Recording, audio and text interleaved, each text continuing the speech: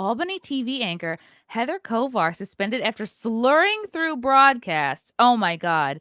Was she drunk? Was she having... She looks like she's drooling in that photo.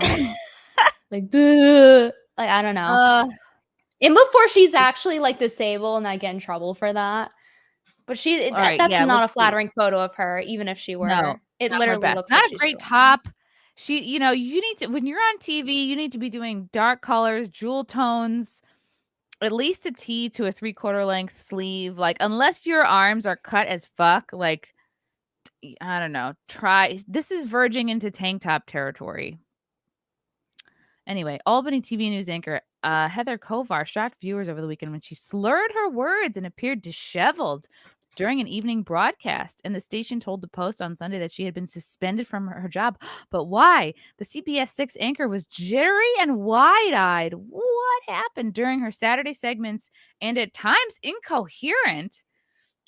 I wonder if she's drinking. At one point, while trying to pivot between segments, Kovar said, "And so, moving on tonight," this is like a Joe Biden situation.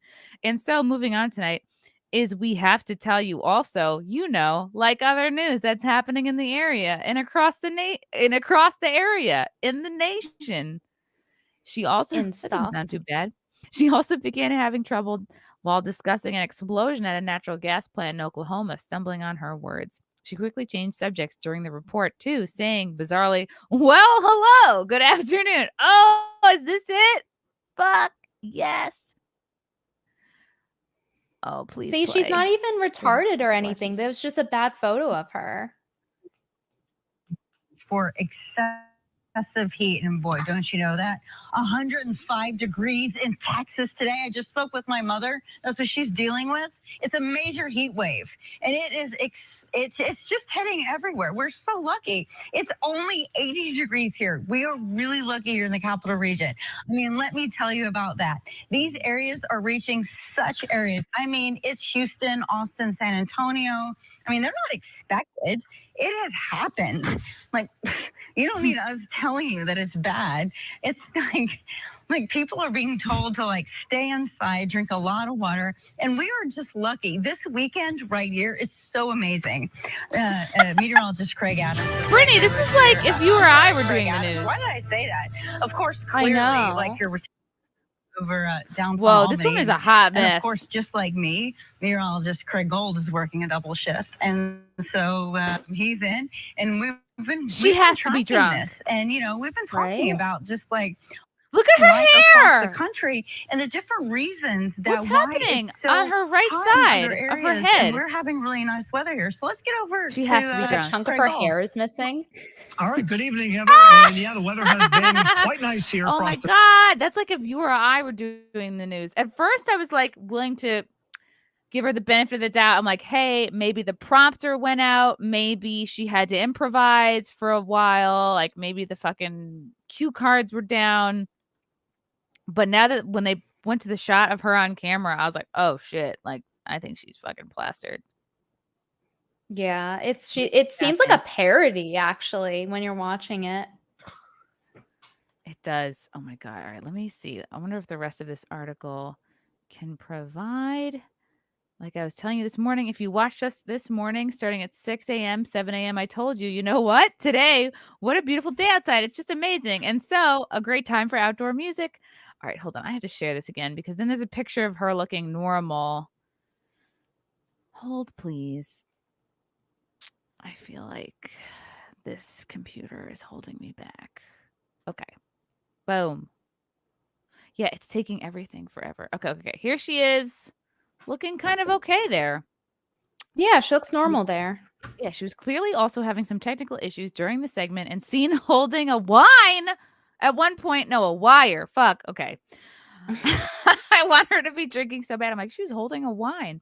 She was holding a wire at one point during the broadcast. She was ultimately cut off from speaking mid-sentence. Damn.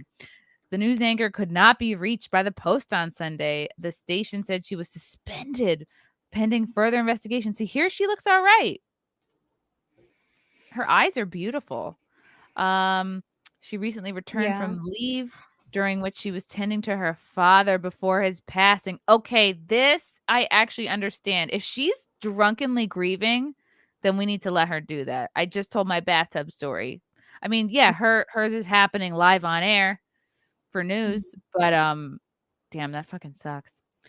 Okay, maybe she got too drunk because she's sad about her dad. Kovar had said on Twitter on Saturday that she would be back on the air Sunday morning, but she did not appear on the station's broadcast, and instead she was replaced by Emma Quinn, who did not return a request for comment. CBS 6, also referred to as WRGB, is owned by Sinclair Broadcasting Company. Kovar has been an anchor at the network since July 2016. Online, some local viewers expressed their concerns for her. I hope Heather is okay. She looks like a wreck and she's slurring, said someone on Twitter. Posters worried she might have a medical issue. Kovar recently returned from leave during which she was sending to her father before passing. She wrote in a May Facebook post that the station has graciously allowed me to take some time off to be with my family in Texas. He passed away that month, according to her social media. So he passed away in May. This is now July. Brittany, do you think 2 months is an appropriate amount of time to be like drunk at work after a death? I mean, I have to say, like, my mom died like almost a decade ago, and I still dream about her. So losing a parent's a pretty deep thing to deal with, and it kind of sticks with you even years and years after the fact. So I don't think 2 months is long enough to actually get over it. So it's like honestly not surprising to drink afterwards. See, in my situation, I was kind of lucky in a way because I was 16 when my mom died. My dad died a year before that. So like I wasn't at that age of drinking yet. Like I hadn't been drinking, so I didn't It's so do hard that. for kids that have a parents that die because they can't drink yet. Yeah. So I didn't get the, what do I call it, a luxury of doing that.